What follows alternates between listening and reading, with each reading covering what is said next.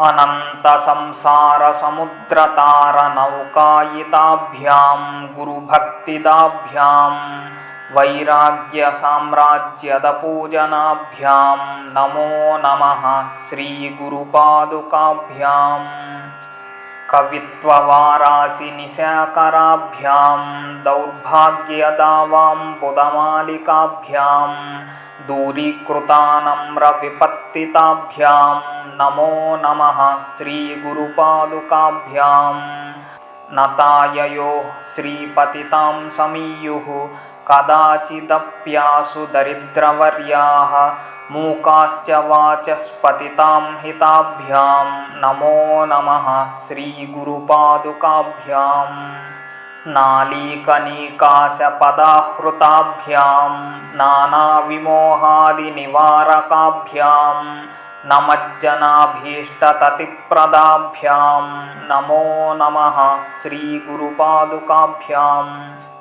नृपालिमौलिव्रजरत्नकान्ति सरिद्विराजझषकन्यकाभ्यां नृपत्वदाभ्यां नतलोकपङ्क्तेः नमो नमः श्रीगुरुपादुकाभ्याम्।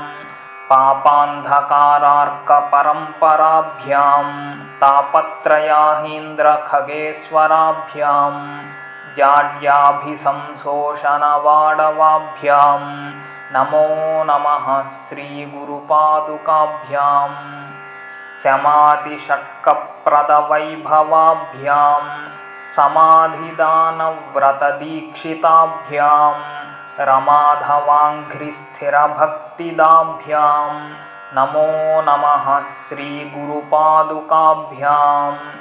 स्वाच्चापराणामखिलेष्टदाभ्यां स्वाहा सहायाक्षधुरन्धराभ्यां स्वान्ताच्छभावप्रदपूजनाभ्यां नमो नमः श्रीगुरुपादुकाभ्याम्।